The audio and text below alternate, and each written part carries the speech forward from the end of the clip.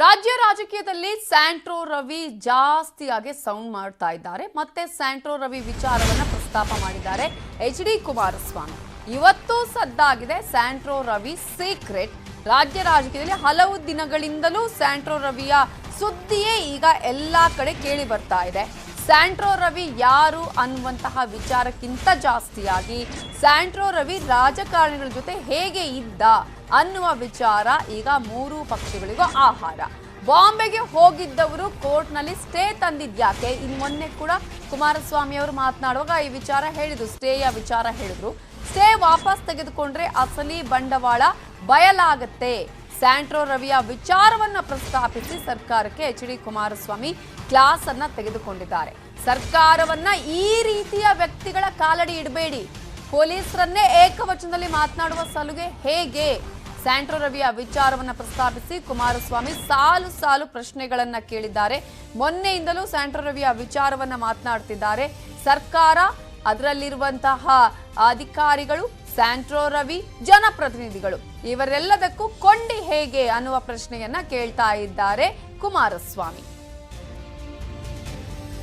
ನಾನು ಈ ಒಂದು ವ್ಯಕ್ತಿಯ ಬಗ್ಗೆ ಸರ್ಕಾರದಲ್ಲಿ ವರ್ಗಾವಣೆಗಳು ಮುಗಿದೊಂದು ಈ ವ್ಯಕ್ತಿ ಇವತ್ತು ಅಧಿಕಾರಿಗಳ ಮೇಲೆ ಏನು ಒತ್ತಡಗಳನ್ನು ಹಾಕ್ತಾನೆ, ಅಧಿಕಾರಿಗಳಿಗೆ ಇಂತಿಷ್ಟು ದುಡ್ಡು ತನ್ನಿ ಅಂತ ಹೇಳ್ತಾನೆ.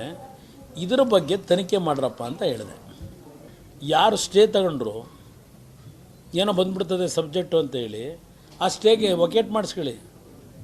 ಸ್ಟೇ ವೆಕೇಟ್ ಮಾಡಿಸಿ. ಮೊದಲು ಕೋರ್ಟ್ನಲ್ಲಿ ಯಾರ್ಯಾರು ನಮ್ಮ ಬಗ್ಗೆ, ಯಾರು ಬಾಂಬೆನಲ್ಲಿ ನಡೆದ ಘಟನೆಗಳ ಬಗ್ಗೆ ಯಾರು ನಮ್ಮನ್ನ ನಡವಳಿಕೆಗಳನ್ನು ಯಾರು ತೋರಿಸ್ಬಾರ್ದು, ಬಿತ್ತರಿಸಬಾರ್ದು ಅಂತ ಸ್ಟೇ ತಗೊಂಬಂದವರಲ್ಲ, 7 ಜನ 8 ಜನ, ಆ ಸ್ಟೇ ವೆಕೇಟ್ ಮಾಡಿಸಿ.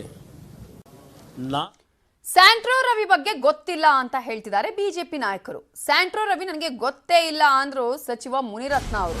ಆ ಸಿಡಿ ಇದ್ರೆ ಬಿಡುಗಡೆ ಮಾಡ್ಲಿ, ನಾನು ರಾಜೀನಾಮೆ ಕೊಡ್ತೀನಿ ಅನ್ನುವ ಮಾತು ಬಂತು ಮುನಿರತ್ನ ಅವರಿಂದ. ಕುಮಾರಸ್ವಾಮಿಗೆ ಚಾಲೆಂಜ್ ಹಾಕಿದ್ದಾರೆ ಸಚಿವ ಮುನಿರತ್ನ. ಮೊನ್ನೆ ಕುಮಾರಸ್ವಾಮಿ ಹೇಳಿದ್ರು, ಹಿಟ್ ಅಂಡ್ ರನ್ ಪ್ರಶ್ನೆನೇ ಇಲ್ಲ, ದಾಖಲೆಗಳನ್ನ ಇಟ್ಕೊಂಡೇ ಮಾತಾಡ್ತೀನಿ ಅಂತ ಹೇಳಿ. ಹಾಗಾದ್ರೆ ಆ ವಿಡಿಯೋವನ್ನ ಬಿಡುಗಡೆ ಮಾಡಿ, ನಿಮ್ಮ ಹತ್ರ ದಾಖಲೆಗಳಿದ್ರೆ ಬಿಡುಗಡೆ ಮಾಡಿ ಅನ್ನೋದು ಸಚಿವ ಮುನಿರತ್ನ ಅವರ ಚಾಲೆಂಜ್. ಕಾಂಗ್ರೆಸ್ನವರಿಗೆ ಸ್ಯಾಂಟ್ರೋ ರವಿ ಗೊತ್ತಿಲ್ವಾ? ಡಿಕೆ ಬ್ರದರ್ಸ್ಗೆ ಪ್ರಶ್ನೆ ಮಾಡಿದ್ದಾರೆ ಕೇಂದ್ರ ಸಚಿವರಾಗಿರುವ ಪ್ರಹ್ಲಾದ್ ಜೋಶಿ ಅವರು. ಸ್ಯಾಂಟ್ರೋ ರವಿ ಮೇಲಿನ ಆರೋಪ ಮತ್ತು ಕೇಸ್ ಬಗ್ಗೆ ತನಿಖೆ ಮಾಡ್ತೀವಿ ಅಂತ ಹೇಳಿದ್ದಾರೆ ಗೃಹ ಸಚಿವರಾಗಿರುವ ಆರಗ ಜ್ಞಾನೇಂದ್ರ ಅವರು. ಒಟ್ಟಾರೆಯಾಗಿ ಸ್ಯಾಂಟ್ರೋ ರವಿ ಈಗ ಬಿಜೆಪಿಗೆ ಕಂಟಕವಾಗಿ ಕಾಡ್ತಾ ಇದ್ದಾರೆ. ಸ್ಯಾಂಟ್ರೋ ರವಿ ಸಂಕಷ್ಟವನ್ನು ತಂದೊಡ್ತಾ ಇದ್ದಾರೆ ಬಿಜೆಪಿ ಅವರಿಗೆ. ಈಗ ಕುಮಾರಸ್ವಾಮಿ ಅವರು, ಹಾಗೇನೆ ಕೆಪಿಸಿಸಿ ಅಧ್ಯಕ್ಷರು ಸಿದ್ದರಾಮಯ್ಯ ಅವರು ಎಲ್ಲರೂ ಸ್ಯಾಂಟ್ರೋ ರವಿ ಮತ್ತು ಬಿಜೆಪಿ ಯಾವ ರೀತಿಯಾಗಿ ಲಿಂಕ್ ಇದೆ, ಯಾವ ರೀತಿಯಾಗಿ ಕೊಂಡಿದೆ, ಏನೇನಾಗಿದೆ, ಏನೇನು ಮಾಡಿದ್ದಾರೆ, ಮುಂಬೈ ಡೀಲ್ಸ್, ಇವೆಲ್ಲದರ ಬಗ್ಗೆ ಕೂಡ ಮಾತಾಡಿದ್ದಾರೆ. ಬಿತ್ತರಿಸಬಾರ್ದು ಅಂತ ಸ್ಟೇ ತಗೊಂಡಾಗಿ ಕುಮಾರಸ್ವಾಮಿ ಅವರು ಈ ಕಾಲಿಗೆ ಬುಟ್ಟಿ ಹಿಡ್ಕೊಂಡು ಆವೈತೆ ಅಂತಾರೆ. ಯಾವ ಹಾವು ಇರಲ್ಲ, ಅಲ್ಲ ಆವರಣಿನೂ ಇರಲ್ಲ ಕುಮಾರಸ್ವಾಮಿ ಅವ್ರ ಹತ್ರ. ಅದು ಯಾವುದೋ ಒಂದು ನೆನ್ನೆ ಮೀಡಿಯಾದಲ್ಲಿ ನೋಡಿ ದೂರದಿಂದ ಒಂದು ಮೊಬೈಲ್ ಹಿಂಗೆ ಅಂತಾರೆ. ಅದೇನು ಹಾವುಗಳು ಇಟ್ಕೊಂಡಾರೋ ಅದು ಬೇಗ ಬಿಟ್ಬಿಡ್ಲಿ. ಅದು ಸುಮ್ಮನೆ ಕಾಲಿಗೆ ಬುಟ್ಟಿ ಹಿಡ್ಕೊಂಡು ನಮ್ಮ ಹತ್ರ ಈ ಬುಟ್ಟಿ ತೆಗೆದ್ರೆ ಹಾವು ಬರ್ತದೆ, ಬುಟ್ಟಿ ತೆಗೆದ್ರೆ ಹಾವು ಬರ್ತದೆ. ಯಾವಾಗ ಬರುತ್ತೆ? ಅದು ಏನೇನು ಹಾವುಗಳು ಇಟ್ಕೊಂಡವರು ಅದೆಲ್ಲ ಈಚೆ ಬಿಟ್ಬಿಡ್ಬೇಕು.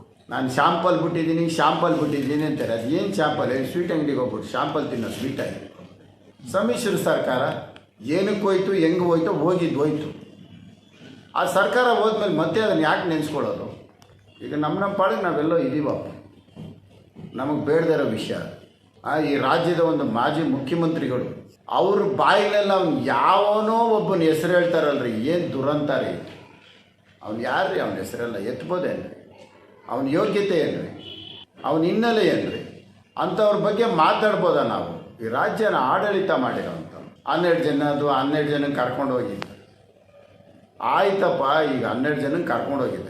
ಇನ್ನೂ ಏನು ಮಾಡ್ತಾಯಿದ್ದೀರಾ? ಬಿಡುಗಡೆ ಮಾಡಿ. ಖಾಲಿ ಡಬ್ಬ ಇಟ್ಕೊಂಡು ಯಾಕೆ ಅಲ್ಲಾಡಿಸ್ರಿ? ಶಬ್ದ ಬರಲಿ. ಬರೀ ಡಬ್ಬ ಐತೆ ಅಲ್ಲಾಡಿಸ್ತೀನಿ, ಶಬ್ದನೂ ಇಲ್ಲ. ಬುಟ್ಟಿ ಐತೆ, ಆವಿಲ್ಲ. ಅದೇನೋ ಒಂದು ಬೇಗ ಬಿಟ್ಬಿಟ್ಟು ಮುಗಿಸ್ಬಿಡ್ರಿ. ನನಗೆ ಗೊತ್ತಿಲ್ಲ ಅದ್ರ ಬಗ್ಗೆ.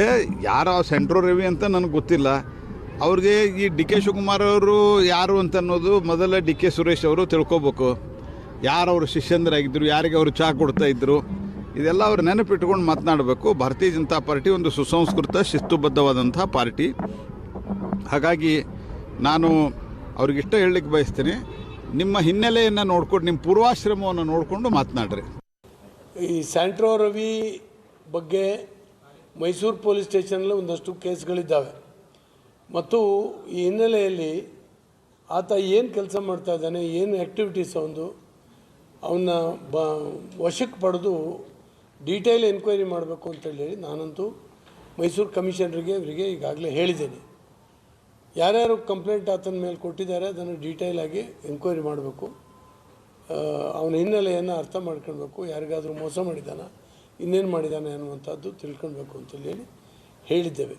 ಕುಮಾರಸ್ವಾಮಿ ಸಚಿವರ ಜೊತೆಗಿನ ಸ್ಯಾಂಟ್ರೋ ರವಿ ಫೋಟೋ ರಿಲೀಸ್ ವಿಚಾರಕ್ಕೆ ಸಂಬಂಧಪಟ್ಟ ಹಾಗೆ ಎಚ್ಡಿಕೆ ಆರೋಪಕ್ಕೆ ಸಿಎಂ ಬಸವರಾಜ ಬೊಮ್ಮಾಯಿ ಮತ್ತೆ ತಿರುಗೇಟು ಕೊಟ್ಟಿದ್ದಾರೆ.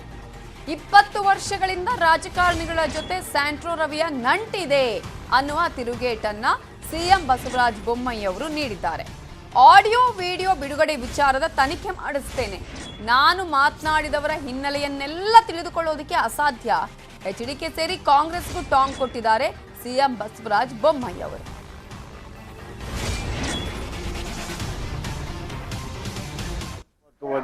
ನೋಡ್ರಿ, ಯಾರ್ಯಾರು ಫೋಟೋ ಇಟ್ಕೊಂಡು ಹೋದ್ರೆ ಎಲ್ಲರ ಫೋಟೋಗಳು ಅವನ ಜೊತೆಗಿದೆ. ಅಷ್ಟೇ ಅಲ್ಲ, ಬೇರೆ ಬೇರೆ ಇಂಥ ಅಪರಾಧಿಗಳು ಬೇರೆ ಬೇರೆ ಸಂದರ್ಭದಲ್ಲಿ ಬೇರೆ ಬೇರೆ ಫೋಟೋಗಳ ಆಧಾರದ ಮೇಲೆ ತೀರ್ಮಾನ ಆಗಲ್ಲ. ಆದರೆ ಪ್ರಮುಖವಾಗಿರುವಂಥದ್ದು, ಈಗ ಅವನ ಮೇಲೆ ಒಂದು ಕೇಸ್ ಬಂದಿದೆ. ಒಬ್ಬ ಹೆಣ್ಮಗಳು ಕಂಪ್ಲೇಂಟ್ ಕೊಟ್ಟಿದ್ದಾರೆ. ಆ ಕಂಪ್ಲೇಂಟ್ ಆಧಾರದ ಮೇಲೆ ಕೂಡಲೇ ಕ್ರಮ ತೆಗೆದುಕೊಂಡ್ರೆ ಸಂಪೂರ್ಣವಾಗಿ ಅವನು ಏನೇನು ಚಟುವಟಿಕೆ, ಏನು ಎಲ್ಲಿ ಅಪರಾಧ ಮಾಡಿದ್ದಾನೆ, ಬೇರೆ ಬೇರೆ ಯಾವ ಕೇಸಲ್ಲಿದ್ದಾನೆ, ಅವುಗಳೆಲ್ಲವೂ ಕೂಡ ತನಿಖೆ ಮಾಡೋಕ್ಕೆ ಸಾಧ್ಯ ಇದೆ. ಅದಕ್ಕೆ ನಾನು ಮೈಸೂರು ಪೊಲೀಸರಿಗೆ ಹೇಳಿದ್ದೇನೆ, ಇಮ್ಮಿಡಿಯೇಟ್ಲಿ ಸ್ಟ್ರಿಕ್ಟಾಗಿ ಕರಾರುವಾಕವಾಗಿ ತನಿಖೆ ಮಾಡಿ. ಅವನ ಬಗ್ಗೆ ಬಹಳಷ್ಟು ಬೇರೆ ಬೇರೆ ಕ್ಷೇತ್ರದಲ್ಲಿ ಕಂಪ್ಲೇಂಟ್ ಇದೆ, ಹೈ ಕನೆಕ್ಟೆಡ್ ಇದ್ದಾನೆ ಅಂತ ಹೇಳ್ತಾರೆ. ಅದಕ್ಕಾಗಿ ಕಂಪ್ಲೇಂಟ್ ಏನಿದೆ ಸೀರಿಯಸ್ ಆಗಿ ತೆಗೆದುಕೊಳ್ಳಿ, ಎಲ್ಲ ಪುರಾವೆಗಳನ್ನು ಹುಡುಕಿ ಅವನ ಮೇಲೆ ಕಾನೂನಾತ್ಮಕವಾದಂಥ ಸ್ಟ್ರಿಕ್ಟ್ ಕ್ರಮವನ್ನು ತೆಗೆದುಕೊಳ್ಳಿ ಅಂತ ಈಗಾಗಲೇ ಆದೇಶ ಕೊಟ್ಟಿದ್ದೇನೆ. 20 ವರ್ಷ ಅವಧಿಯಲ್ಲಿ ಆಗಿಲ್ಲ, ಆದರೆ ಈ ಬಾರಿ ಈ ಕಂಪ್ಲೇಂಟನ್ನು ನಾವು ಭಾಳ ಸೀರಿಯಸ್ ಆಗಿ ತೆಗೆದುಕೊಂಡಿದ್ದೇವೆ. ಅವನು ಏನೇನು ಹಿಂದಿನ ಎಲ್ಲ ಕೇಸುಗಳನ್ನು ಕೂಡ ತನಿಖೆ ಮಾಡ್ತಿದ್ವಿ, ಒಂದೇ ಕೇಸಲ್ಲ, ಎಲ್ಲ ತನಿಖೆ ಮಾಡಿ ಅವ್ನಿಗೆ ಏನು ಶಿಕ್ಷೆ ಕೊಡಿಸ್ಬೇಕು ಅದು ಕೊಡಿಸ್ತಾರೆ. ನೋಡ್ರಿ, ಇನ್ನು ಸ್ಯಾಂಟ್ರೋ ರವಿ ಯಾರು ಅನ್ನೋದು ನನಗೆ ಗೊತ್ತಿಲ್ಲ ಅಂತ ಹೇಳಿದ್ದಾರೆ ಬಿಜೆಪಿ ನಾಯಕ ಸಿಟಿ ರವಿ. ಅಲ್ಲದೆ ಎಚ್ ಡಿ ಕುಮಾರಸ್ವಾಮಿ ಐಎಂಎ ಹಗರಣದ ಆರೋಪಿಗೆ ಸನ್ಮಾನ ಮಾಡಿದ್ರು ಅಂತಾನು ಟಾಂಗ್ ಕೊಟ್ಟಿದ್ದಾರೆ.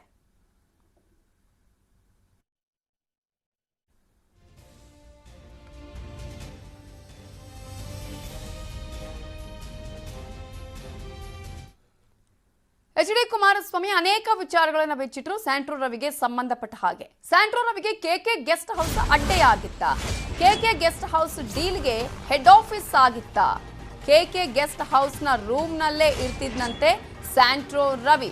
ಸ್ಯಾಂಟ್ರೋ ರವಿ ಎಲ್ಲಿರ್ತಿದ್ದ, ಯಾರ ಜೊತೆ ಸಂಪರ್ಕ ಇಟ್ಕೊಂಡಿದ್ದ, ಹೇಗೆ ಡೀಲ್ ಮಾಡ್ತಾ ಇದ್ದ, ಯಾವ್ಯಾವ ಡೀಲನ್ನ ಮಾಡ್ತಾ ಇದ್ದ, ಹೀಗೆ ಎಲ್ಲ ವಿಚಾರಗಳ ಬಗ್ಗೆ ಇವತ್ತು ಕುಮಾರಸ್ವಾಮಿ ಮಾತಾಡಿದ್ದಾರೆ. ಸ್ಯಾಂಟ್ರೋ ರವಿಗೆ ಅನಧಿಕೃತವಾಗಿ ಕೊಠಡಿ ಕೊಟ್ಟ ಆರೋಪಕ್ಕೆ ಸಂಬಂಧಪಟ್ಟ ಹಾಗೆ ಕೆಕೆ ಗೆಸ್ಟ್ ಹೌಸ್ನ ಹಿರಿಯ ವ್ಯವಸ್ಥಾಪಕ ದೇವರಾಜ್ ಅವರ ಎತ್ತಂಗಡಿಯಾಗಿದೆ. ಕೆಎಸ್ಟಿಡಿಸಿಗೆ ದೇವರಾಜ್ ಅವರನ್ನ ವರ್ಗಾವಣೆ ಮಾಡಿ ಆದೇಶವನ್ನ ಹೊರಡಿಸಲಾಗಿದೆ. ಯಾರ ಒತ್ತಡದಿಂದ ಸ್ಯಾಂಟ್ರೋ ರವಿಗೆ ರೂಮ್ ಕೊಡಲಾಗಿತ್ತು? ನಿಜಕ್ಕೂ ರಾಜಕಾರಣಿಗಳಿಂದ ರೂಮ್ ಕೊಡೋದಕ್ಕೆ ಒತ್ತಡ ಇತ್ತ? ಎಲ್ಲ ಆಯಾಮಗಳಲ್ಲೂ ತನಿಖೆ ನಡೆಯುತ್ತಾ, ಸತ್ಯ ಬಯಲಾಗತ್ತಾ ಅನ್ನುವ ಪ್ರಶ್ನೆ ಇದೆ. ಆ ಪ್ರಶ್ನೆಗೆ ತನಿಖೆ ಉತ್ತರ ಕೊಡತ್ತಾ, ಸರಿಯಾದ ರೀತಿಯಲ್ಲಿ ತನಿಖೆ ನಡೆಯುತ್ತಾ ಅನ್ನುವ ಪ್ರಶ್ನೆಯನ್ನು ಹುಟ್ಟು ಹಾಕಿದೆ.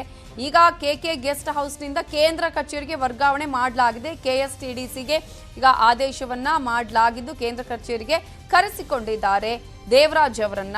ಅವರು ವ್ಯವಸ್ಥಾಪಕರಾಗಿದ್ರು, ಕೆಕೆ ಗೆಸ್ಟ್ ಹೌಸ್ನ ಹಿರಿಯ ವ್ಯವಸ್ಥಾಪಕರಾಗಿದ್ರು. ಈಗ ಅವರನ್ನೇ ಎತ್ತಂಗಡಿ ಮಾಡಿರೋದು ನೂರಾರು ಪ್ರಶ್ನೆಗಳನ್ನ ಹುಟ್ಟು ಹಾಕಿದೆ. ಏನಾಗತ್ತೆ, ಯಾವ ರೀತಿಯ ತನಿಖೆ ನಡೆಯುತ್ತೆ? ಸಿಎಂ ಹೇಳಿದ್ದಾರೆ, ಪಾರದರ್ಶಕ ತನಿಖೆಯನ್ನ ಮಾಡ್ತೀವಿ, 20 ವರ್ಷಗಳಿಂದ ಯಾರ್ಯಾರ ಜೊತೆ ನಂಟು ಇತ್ತು ಅನ್ನೋದನ್ನು ನಾವು ಬಹಿರಂಗ ಮಾಡ್ತೀವಿ ಅನ್ನುವ ವಿಚಾರವನ್ನ ಹೇಳಿದ್ದಾರೆ. ಆದ್ರೆ ಆ ಒಂದು ವಿಚಾರಕ್ಕೆ ಸಂಬಂಧಪಟ್ಟ ಹಾಗೆ ಬಸವರಾಜ ಬೊಮ್ಮಾಯಿ ಅವರ ಹೆಸರು ಕೇಳಿ ಬಂದಿರೋದು, ಅವರ ಮಗ ಮಾತನಾಡಿರುವಂತಹ ಹೆಸರು ಕೇಳಿ ಬಂದಿರೋದು, ನೂರಾರು ಪ್ರಶ್ನೆಗಳನ್ನ ಹುಟ್ಟು ಹಾಕಿದೆ. ಅದೇ ಕಾರಣಕ್ಕಾಗಿ ಜೆಡಿಎಸ್ ಮತ್ತು ಈಗ ಕಾಂಗ್ರೆಸ್ ಈ ವಿಚಾರವನ್ನ ಇಟ್ಟುಕೊಂಡು ಎಲ್ಲಾ ರೀತಿಯಲ್ಲೂ ಬಿಜೆಪಿಗೆ ಟಕ್ಕರನ್ನ ಕೊಡ್ತಾ ಇದೆ. ಇದರ ಬಗ್ಗೆ ಇನ್ನಷ್ಟು ಡೀಟೇಲ್ಸ್ ಕೊಡೋದಕ್ಕೆ ನಮ್ಮ ರಿಪೋರ್ಟರ್ ಅನಿಲ್ ಬಾಸೂರ್ ನೇರ ಸಂಪರ್ಕದಲ್ಲಿದ್ದಾರೆ. ಅನಿಲ್ ಬಾಸೂರ್, ಈಗ ವಶಕ್ಕೆ ಪಡೆದು ವಿಚಾರಣೆಯನ್ನ ಮಾಡಬೇಕು ಅಂತ ಹೇಳಿ ಗೃಹ ಸಚಿವರು ಆರಗ ಜ್ಞಾನೇಂದ್ರ ಹೇಳಿದ್ದಾರೆ ಸ್ಯಾಂಟ್ರೋ ರವಿಯನ್ನ. ತನಿಖೆ ಹೇಗೆ ಸಾಗತ್ತೆ ಅನ್ನೋದೇ ಪ್ರಶ್ನೆ. ಈಗ ಸದ್ಯದವರೆಗೆ ಏನೆಲ್ಲ ಡೆವಲಪ್ಮೆಂಟ್ಸ್ ಆಗ್ತಾ ಇದೆ ಈ ಪ್ರಕರಣಕ್ಕೆ ಸಂಬಂಧಪಟ್ಟ ಹಾಗೆ? ನವಿತಾ, ಸ್ಯಾಂಟ್ರೋ ರವಿ ಪ್ರಕರಣ ಬೆಳಕಿಗೆ ಬರ್ತಾ ಇದ್ದಂತಾನೆ ಇದು ಒಂದು ರೀತಿಯಲ್ಲಿ ಆಡಳಿತ ಪಕ್ಷ ಬಿಜೆಪಿಗೆ ಒಂದು ನುಂಗಲಾರದ ತುತ್ತಾಗಿದೆ ಅಂತ ಹೇಳ್ಬೋದು. ಯಾಕಂತ ಹೇಳಿದ್ರೆ ಬಹುತೇಕ ಸಚಿವರ ಜೊತೆಗೆ ಸ್ಯಾಂಟ್ರೋ ರವಿಯ ಫೋಟೋಗಳು ಇರ್ಬೋದು, ವಿಡಿಯೋಗಳು ಇರ್ಬೋದು, ಅವುಗಳೆಲ್ಲವನ್ನ ಕೂಡ ಈಗಾಗಲೇ ವಿರೋಧ ಪಕ್ಷಗಳ ನಾಯಕರುಗಳೆಲ್ಲರೂ ಕೂಡ ಬಿಡುಗಡೆ ಮಾಡ್ತಿರುವಂತದ್ದು. ಇದೇ ವಿಚಾರಕ್ಕೆ ಸಂಬಂಧಿಸಿದಂತೆ ಇವತ್ತು ಸಿಎಂ ಬಸವರಾಜ ಬೊಮ್ಮಾಯಿ ಅವರು ಸಂಪೂರ್ಣ ಅಂದ್ರೆ ಕಳೆದ 20 ವರ್ಷಗಳಲ್ಲಿ ಏನೆಲ್ಲ ಆಗಿತ್ತು ಎಲ್ಲ ಒಂದು ಪ್ರಕರಣಗಳ ತನಿಖೆಯನ್ನ ಮಾಡಿಸೋದಾಗಿ ಹೇಳಿದ್ದಾರೆ. ಆದ್ರೆ ಎಲ್ಲೋ ಒಂದು ಕಡೆಗೆ ಚುನಾವಣೆಯಂತ ಸಂದರ್ಭದಲ್ಲಿ ಈಗಾಗಲೇ ಚುನಾವಣೆ ಏನ್ ಬರ್ತಾ ಇದೆ, ಈ ಸಂದರ್ಭದಲ್ಲಿ ಬಿಜೆಪಿಗೆ ಇದೊಂದು ರೀತಿಯಲ್ಲಿ ಹಿನ್ನಡೆಯನ್ನ ತರ್ತಾ ಇದೆ. ಮತ್ತೆ ಚರ್ಚೆಗಳು ಇದೀಗ ರಾಜಕೀಯ ವಲಯದಲ್ಲಿ ನಡೆದಿರುವಂತದ್ದು. ಯಾಕಂತ ಹೇಳಿದ್ರೆ ಈಗಾಗಲೇ ಬಹುತೇಕ ಸಚಿವರ ಜೊತೆಗೆ ಮತ್ತು ಏನು ಸಮ್ಮಿಶ್ರ ಸರ್ಕಾರ ಇತ್ತು ಅಂದ್ರೆ ಜೆಡಿಎಸ್ ಕಾಂಗ್ರೆಸ್ ಸರ್ಕಾರ ಏನಿತ್ತು, ಆ ಒಂದು ಸರ್ಕಾರದ ಪತನದ ಸಂದರ್ಭದಲ್ಲಿ ಕೂಡ ಸ್ಯಾಂಟ್ರೋ ರವಿ ಅವರು ಮುಂಬೈನಲ್ಲಿ ಆಕ್ಟಿವ್ ಆಗಿದ್ರು. ಅವರು ಅಲ್ಲಿ ಯಾಕಿದ್ರು ಮತ್ತು ಸಿಡಿ ಪ್ರಕರಣಗಳೇನು, ಯಾಕಂತ ಹೇಳಿದ್ರೆ ಆ ಒಂದು ಹಂತದಲ್ಲಿ ಆಗಿರುವಂತಹ ಸಿಡಿ ಪ್ರಕರಣಗಳಿಗೆ ಸ್ಟೇಯನ್ನ ಹಾಲಿ ಸಚಿವರು ತಂದಿದ್ದಾರೆ. ಹೀಗಾಗಿ ಈ ಒಂದು ಪ್ರಕರಣಕ್ಕೆ ಸಂಬಂಧಿಸಿದಂತೆ ಬಹುತೇಕವಾಗಿ ಸರ್ಕಾರದ ಸುತ್ತಲೂ ಕೂಡ ಈ ಸ್ಯಾಂಟ್ರೋ ರವಿ ಗಿರಿಕಿ ಬಿಡುತ್ತಿರುವುದರಿಂದಾಗಿ ಇದು ತನಿಖೆಯನ್ನ ನಡೆಸಿದ್ರು ಕಷ್ಟ, ತನಿಖೆ ನಡೆಸದೇ ಇದ್ರು ಕಷ್ಟ ಎಂಬಂತ ಸ್ಥಿತಿಗೆ ರಾಜ್ಯ ಬಿಜೆಪಿ ಸರ್ಕಾರ ಬಂದಿದೆ ಅಂತ ಹೇಳಲಾಗ್ತಿದೆ. ಹೀಗಾಗಿ ಈ ಒಂದು ಸ್ಯಾಂಟ್ರೋ ರವಿ ವಿಚಾರಕ್ಕೆ ಸಂಬಂಧಿಸಿದಂತೆ ಏನು ಜನವರಿ ಕುಮಾರಸ್ವಾಮಿ ಅವರಂತ ಹೇಳಿದ್ದಾರೆ, ನಾನು ಹಿಟ್ ಅಂಡ್ ರನ್ ಮಾಡಲ್ಲ, ನಂತರ ದಾಖಲೆಗಳಿದೆ ಅಂತ. ಅದೇ ಕಾರಣಕ್ಕಾಗಿ ಒಬ್ಬೊಬ್ಬರ ಈಗ ಫೋಟೋಗಳನ್ನ, ಆಡಿಯೋಗಳನ್ನ, ವಿಡಿಯೋಗಳನ್ನ ರಿಲೀಸ್ ಮಾಡ್ತಾ ಇದ್ದಾರೆ. ಇದುವೇ ಈಗ ಬಿಜೆಪಿಗೆ ಇದನ್ನ ಯಾವ ರೀತಿಯಾಗಿ ಅರಗಿಸಿಕೊಳ್ಳುವಂತಹ ಸಾಧ್ಯತೆ ಇದೆ? ಆ ರೀತಿಯ ಪರಿಣಾಮಗಳನ್ನು ಎದುರಿಸ್ತಾ ಇದೆಯಾ? ಖಂಡಿತವಾಗಿಯೂ ನವಿತಾ, ಏನಂತ ಹೇಳಿದ್ರೆ ಈಗಾಗಲೇ ಬಿಜೆಪಿ ಇದನ್ನ ತನಿಖೆ ಕೊಡ್ಲೇಬೇಕಾಗ್ತದೆ. ಯಾಕಂತ ಹೇಳಿದ್ರೆ ತನಿಖೆ ಕೊಡದೇ ಇದ್ದಂತ ಸಂದರ್ಭದಲ್ಲಿ ಆ ಬಿಜೆಪಿ ಸಚಿವರು ಕೂಡ ಅವನ ಜೊತೆಗೆ ಶಾಮೀಲಾಗಿದ್ದಾರೆ ಎಂಬಂತ ಅರ್ಥವನ್ನ ಕೊಡೋದಾಗ್ತದೆ. ಹೀಗಾಗಿ ಇವತ್ತು ಮುಖ್ಯಮಂತ್ರಿಗಳು ಹಾಗೂ ಗೃಹ ಸಚಿವರು ಸ್ಪಷ್ಟವಾಗಿ ಹೇಳಿರುವಂತದ್ದು, ಯಾವುದೇ ಕಾರಣಕ್ಕೂ ಕೂಡ ಇದನ್ನ ನಾವು ಏನು ಹಸ್ತಕ್ಷೇಪ ಮಾಡೋದಿಲ್ಲ. ಜೊತೆಗೆ ಕಳೆದ 20 ವರ್ಷಗಳಿಂದ ಸ್ಯಾಂಟ್ರೋ ರವಿ ಮೇಲೆ ಬಂದಿರುವಂತಹ ಆರೋಪಗಳಿಂದ ಅಂದ್ರೆ ಮುಖ್ಯಮಂತ್ರಿಗಳು ಹೇಳಿರುವ ಪ್ರಕಾರ ಕಳೆದ 20 ವರ್ಷಗಳಲ್ಲಿ ಯಾವುದೇ ರೀತಿಯಂತ ಪ್ರಕರಣಗಳು ಸ್ಯಾಂಟ್ರೋ ರವಿ ಮೇಲೆ ದಾಖಲಾಗಿಲ್ಲ, ತನಿಖೆ ಆಗಿಲ್ಲ ಎಂಬಂತ ಹೇಳಿಕೆಯನ್ನ ಕೊಟ್ಟಿರುವಂತದ್ದು. ಆದ್ರೆ ಈಗಾಗ್ಲೇ ಅವರು ಅವ್ರ ಬಗ್ಗೆ ಪ್ರಕರಣಗಳು ತನಿಖೆ ಏನು ದಾಖಲಾಗಿದ್ದು, ತನಿಖೆನೂ ಕೂಡ ಆಗಿದೆ ಎಂಬಂತ ಮಾಹಿತಿ ಕೂಡ ಸಿಗ್ತಾ ಇದೆ. ಹೀಗಾಗಿ ಒಟ್ಟಾರೆಯಾಗಿ ಇವತ್ತು ಮುಖ್ಯಮಂತ್ರಿಗಳು ಕೊಟ್ಟಿರುವಂತಹ ಹೇಳಿಕೆಯ ಪ್ರಕಾರ ಹಾಗೂ ಗೃಹ ಸಚಿವರ ಹೇಳಿಕೆಯ ಪ್ರಕಾರ ಸ್ಯಾಂಟ್ರೋ ರವಿಯ ಏನು ಕುರಿತಂತೆ ಸಂಪೂರ್ಣವಾದಂತಹ ತನಿಖೆಯನ್ನು ನಡೆಸ್ತೇವೆ ಅಂತ ಹೇಳಿದ್ದಾರೆ. ಹೀಗಾಗಿ ಈಗಾದಲ್ಲಿ ಏನು ಯಾರೆಲ್ಲ ಸಚಿವರ ಜೊತೆಗೆ ಅವರು ಫೋಟೋಗಳು ಹಾಕಿದ್ದು ಮತ್ತು ಕುಮಾರಕೃಪಾ ಗೆಸ್ಟ್ ಹೌಸ್ ಕುರಿತಂತೆ ಕೂಡ ಅವರ ಕುರಿತಂತೆ ಬರ್ತಿರುವಂತಹ ಚರ್ಚೆಗಳು ಮಾತನಾಡಿದ್ರು ಕುಮಾರಸ್ವಾಮಿ, ಯಾರು ಕೊಟ್ಟರು, ಒತ್ತಡ ಇತ್ತಾ ಅನ್ನುವಂಥದ್ದು. ಇನ್ನೊಂದ್ ಕಡೆ ಈಗ ಈ ರೀತಿಯಾದಂತಹ ಒಂದು ತನಿಖೆ 20 ವರ್ಷ ಅನ್ನುವ ವಿಚಾರವನ್ನ ಹೇಳಿದ್ದಾರೆ ಸಿಎಂ. ಸೊ ಎಲ್ಲರೂ ಕೂಡ ಸಂಪರ್ಕದಲ್ಲಿ ಇದ್ರು ಅನ್ನೋದನ್ನ ತೋರಿಸುವಂತಹ ಪ್ರಯತ್ನನ ಖಂಡಿತವಾಗಿ ನವಿತಾ, ಏನಂತ ಹೇಳಿದ್ರೆ ಈಗಾಗಲೇ ಬಿಜೆಪಿ ಸಚಿವರು ಅದೇ ರೀತಿಯಾಗಿ ಏನು ಮುಖ್ಯಮಂತ್ರಿಗಳ ಆಪ್ತರಾಗಿರುವಂತಹ ಆಪ್ತರಾಗಿರೋ ಜೊತೆಗೆ ಸ್ಯಾಂಟ್ರೋ ರವಿಯ ಫೋಟೋಗಳನ್ನ ಏನು ವಿಪಕ್ಷಗಳ ನಾಯಕರುಗಳು ಬಿಡುಗಡೆ ಮಾಡಿದ್ರು, ಅದಾದ ಬಳಿಕ ಕಳೆದ 20 ವರ್ಷಗಳಲ್ಲಿ ಎಲ್ಲಾ ಪಕ್ಷಗಳ ನಾಯಕರುಗಳ ಜೊತೆಗೂ ಕೂಡ ಸ್ಯಾಂಟ್ರೋ ರವಿ ಆತ್ಮೀಯರಾಗಿದ್ರು. ಹೀಗಾಗಿ ಅವೆಲ್ಲ ತನಿಖೆ ಕೂಡ ಆಗ್ಬೇಕು ಎಂಬ ದೃಷ್ಟಿಯಲ್ಲಿ ಒಂದು ಗುರಿ ಅಂದ್ರೆ ಆ ಒಂದು ಉದ್ದೇಶವನ್ನು ಇಟ್ಕೊಂಡು ಮುಖ್ಯಮಂತ್ರಿಗಳು ಇವತ್ತು ಹೇಳಿಕೆಯನ್ನ ಕೊಟ್ಟಿರುವಂತದ್ದು. ಆದ್ರೆ ಆ ತನಿಖೆ ಯಾವ ರೀತಿ ನಡೀತಾ ಇದೆ, ಯಾಕಂತ ಹೇಳಿದ್ರೆ ಹಿಂದೆ ಆಗಿರುವಂತದಕ್ಕೂ ಕೂಡ ಈಗ ಆಗ್ತಿರುವಂತದಕ್ಕೂ ಬಹಳಷ್ಟು ವ್ಯತ್ಯಾಸವಿರ್ತದೆ. ಯಾಕಂದ್ರೆ ಹಿಂದೆ ಏನು ಯಾರ ಜೊತೆಗೆ ಸ್ಯಾಂಟ್ರೋ ರವಿ ಇದ್ರು ಎಂಬಂತದ್ದು ಈಗ ಗಣನೆಗೆ ಬರೋದಿಲ್ಲ. ಆದ್ರೆ ಹಾಲಿ ಸಚಿವರ ಜೊತೆಗೆ ಮತ್ತು ಮುಖ್ಯಮಂತ್ರಿಗಳ ಆಪ್ತರ ಜೊತೆಗೆ ಮತ್ತು ಏನು ಈಗಾಗಲೇ ಕಾಂಗ್ರೆಸ್ ನಾಯಕರು ಆರೋಪ ಮಾಡ್ತಿರುವಂತೆ ಏನು ಮುಖ್ಯಮಂತ್ರಿ ಬಸವರಾಜ ಬೊಮ್ಮಾಯಿ ಅವರ ಪುತ್ರನ ಜೊತೆಗೂ ಕೂಡ ಫೋಟೋ ಇತ್ತು ಎಂಬ ಆರೋಪವನ್ನು ಏನ್ ಮಾಡ್ತಾ ಇದ್ದಾರೆ.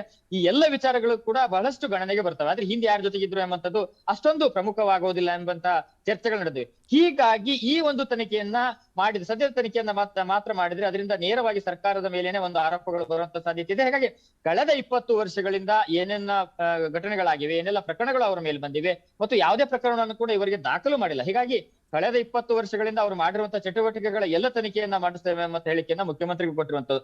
ಆ ಮೂಲಕವಾಗಿ ನೀವು ಕೂಡ ಅವನ ಜೊತೆಗಿದ್ರೆ ಎಂಬಂತ ಒಂದು ಪರೋಕ್ಷ ಎಚ್ಚರಿಕೆ ಸಂದೇಶವನ್ನ ವಿರೋಧ ಪಕ್ಷಗಳ ನಾಯಕರಿಗೆ ಮುಖ್ಯಮಂತ್ರಿಗಳು ಕೊಟ್ಟಿದ್ದಾರೆ. ಆದ್ರೆ ತನಿಖೆ ನಡೆದ ನಂತರವಷ್ಟೇ ಇದು ಯಾವ ರೀತಿ ಎಲ್ಲಿಗೆ ಹೋಗಿ ನಿಲ್ತದೆ ಮತ್ತು ಜೊತೆಗೆ ಇದರಲ್ಲಿ ಯಾರೆಲ್ಲ ಶಾಮೀಲಾಗಿದ್ರು ಮತ್ತು ಮುಂಬೈ ಫ್ರೆಂಡ್ಸ್ಗೂ ಸ್ಯಾಂಟ್ರೋ ರವಿಗೆ ಏನಾದ್ರು ಸಂಬಂಧ ಇತ್ತ, ಅದ್ರ ಜೊತೆಗೆ ಕುಮಾರಕೃಪಾ ಗೆಸ್ಟ್ ಹೌಸ್ ಅನ್ನ ಸ್ಯಾಂಟ್ರೋ ರವಿ ಕೊಡಿಸೋದಕ್ಕೆ ಕಾರಣ ಆದವರಂತೆ ಯಾರು, ಅದಕ್ಕೆ ಸಹಾಯ ಮಾಡದಂತವ್ರು ಯಾರು, ಈ ಎಲ್ಲ ವಿಚಾರಗಳು ಕೂಡ ತನಿಖೆಯ ನಂತರವಷ್ಟೇ ಹೊರಗೆ ಬರಬೇಕಾಗಿದೆ. Navitha, thank you Anil boss ಡೀಟೇಲ್ಸ್ಗೆ. Come back. ಸಚಿವ ಮುರುಗೇಶ್ ನಿರಾಣಿ ಹಾಗೂ ಯತ್ನಾಳ್ ನಡುವೆ ಫೈಟ್ ಜೋರಾಗಿ ನಡೀತಾ ಇದೆ. ಪಂಚಮಸಾಲಿ ಮೀಸಲಾತಿ ವಿಚಾರದಲ್ಲಿ ಪದೇ ಪದೇ ವಾಕ್ಸಮರವನ್ನ ಮಾಡ್ತಾ ಇದ್ದು ಯತ್ನಾಳ್ ವಿರುದ್ಧ ಮತ್ತೆ ಗುಡುಗಿದ್ದಾರೆ ಮುರುಗೇಶ್ ನಿರಾಣಿ. ಪಂಚಮಸಾಲಿ ಮೀಸಲಾತಿ ವಿಚಾರಕ್ಕೆ ಸಂಬಂಧಪಟ್ಟ ಹಾಗೆ ಪದೇ ಪದೇ ವಾಕ್ಸಮರ ನಡೀತಾ ಇದೆ. ಇವರಿಬ್ಬರ ನಡುವಿನ ಫೈಟ್ ನಿಲ್ಲುವ ಲಕ್ಷಣಗಳು ಕಾಣಿಸ್ತಾ ಇಲ್ಲ. ಮುರುಗೇಶ್ ನಿರಾಣಿ ಈಗ ವಾಗ್ದಾಳಿಯನ್ನ ಮಾಡಿದ್ದಾರೆ, ಅದು ಏಕವಚನದಲ್ಲೇ ವಾಗ್ದಾಳಿಯನ್ನ ಮಾಡಿದ್ದಾರೆ. ಎಲೆಕ್ಷನ್ ನಲ್ಲಿ ಗೆದ್ದು ತೋರಿಸಿ ಅಂತ ನಿರಾಣಿ ಸವಾಲ್ ಹಾಕಿದ್ದಾರೆ. ನಿರಾಣಿ ವಿರುದ್ಧ ಏಕವಚನದಲ್ಲೇ ತಿರುಗೇಟು ಕೊಟ್ಟಿದ್ದಾರೆ ಬಸನಗೌಡ ಪಾಟೀಲ್ ಯತ್ನಾಳ್.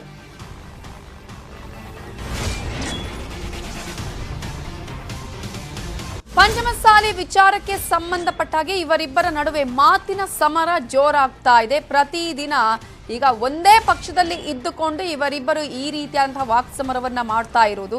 ನಿರಾಣಿ ಮತ್ತು ಯತ್ನಾಳ್ ಇವರಿಬ್ಬರ ಮಾತಿನ ಸಮರ ಹೇಗೆ ನಡೀತಾ ಇದೆ, ಯಾವ ರೀತಿಯಾಗಿ ಏಕವಚನದಲ್ಲೇ ಇವತ್ತು ವಾಗ್ದಾಳಿ ಮಾಡಿದ್ದಾರೆ ನೋಡಿ. ಸಲ ಬಿಜಾಪುರದಲ್ಲಿ ಪ್ರೆಸ್ ಮೀಟ್ ಮಾಡ್ತಾ ಇರೋದು, ಅವ್ರು ದಿನನಿತ್ಯ ಬಾಯಿ ತೆಗೆದ್ರೆ ಅಂದ್ರೆ ಅವೇನು ಬಚ್ಚ, ಅವೇನು ತಲೆ ಮೇಲೆ ಮಾಸರಿಲ್ಲ, ಅವ್ಗೇನು ಗೊತ್ತಿದೆ ಅನ್ನೋಂತ ಹೇಳ್ತಾರೆ. ಮುರುಗೇಶ್ ನಿರಾಣಿ ಏನು ಅನ್ನೋಂಥದ್ದು ನಿಮ್ಗೆ ಎಲ್ಲರಿಗೂ ಗೊತ್ತಿದೆ. ನಾವು ದೂರ್ನವ್ರಲ್ಲ, ನಮ್ಮ ಅಖಂಡ ಜಿಲ್ಲೆದಲ್ಲಿ ಇರುವಂತವ್ರು. ಮುರುಗೇಶ್ ನಿರಾಣಿ ಆ ಕ್ರೆಡಿಟ್ ಇಲ್ಲ, ನನ್ನ ಕ್ರೆಡಿಟ್ ಬಂದ್ಬಿಟ್ಟಿದೆ. ಮುರುಗೇಶ್ ನಿರಾಣಿ ಇದರಿಂದ ಹೊಸ ಕ್ರೆಡಿಟ್ ಬೇಕಾಗಿಲ್ಲ. ಮುರುಗೇಶ್ ನಿರಾಣಿ ಈಗಾಗಲೇ ಜನರ ಮಧ್ಯದಲ್ಲಿದ್ದೀವಿ. ನಾವು ಕನ್ವಿನ್ಸ್ ಮಾಡೋಣ ಸರ್ಕಾರಕ್ಕೆ, ಯಾವುದೇ ಸರ್ಕಾರ ಇಲ್ಲಿ ಯಾರು ಇವತ್ತು ನಾವು ಇರ್ಬೋದು, ಮುಂದೆ ನಾವು ಬರ್ಬೋದು, ಬರದೇ ಇರ್ಬೋದು. ಅವ್ರು ಕನ್ವಿನ್ಸ್ ಮಾಡಿ ನಾವು ಮೀಸಲಾತಿಯನ್ನು ತೆಗೆದುಕೊಳ್ಳುವಂಥದ್ದು ಹೋರಾಟ ನಂದು, ಅವ್ರು ಬಾರ್ಕೊಲ್ ತೊಗೊಂಡು ಹೋಗೋಣಂಥ ಹೋರಾಟ ಅವ್ರದ್ದು. ಅದು ನಮ್ಗಿಬ್ಬರಿಗೆ ವ್ಯತ್ಯಾಸ ಸಲುವಾಗಿ ನಾವು ದೂರ ಇದ್ದೀವಿ. ನಿರಾಣಿ ತೊಗೊಂಡಿಲ್ಲ ಅಷ್ಟೇ. ನಾ ನಿರಾಣಿ ಅಂತ ಹೇಳಿಲ್ಲ, 2 ಫ್ಯಾಕ್ಟ್ರಿ ಅದಾವ. ಕಾಂಗ್ರೆಸ್ನಾಗ ಒಂದೈತಿ, ಇದ್ರಾಗ BJPಯಾಗ ಒಂದೈತಿ. ತಾಕತ್ತಿದ್ರೆ ತೆಗಿಯತ್ತೆ ಹೇಳ್ರಲ್ರಿ, ಮತ್ತೆ ಹಗಲೆಲ್ಲ ಯಾಕೆ ಕೇಳ್ತೀರಿ ನೀವು?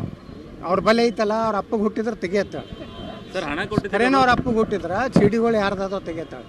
ಯಾರ್ಯಾರ್ದು CD ಇಟ್ಕೊಂಡು ಇವ್ರು ಬ್ಲ್ಯಾಕ್ ಮೇಲ್ ಮಾಡ್ಲಕತ್ತಾರೆ. ಯಾರು ಇದನ್ನು ಹೇಳೋರು CD ಇಟ್ಕೊಂಡೇ ಇವ್ರು ಮಂತ್ರಿ ಆಗ್ತಾರೆ.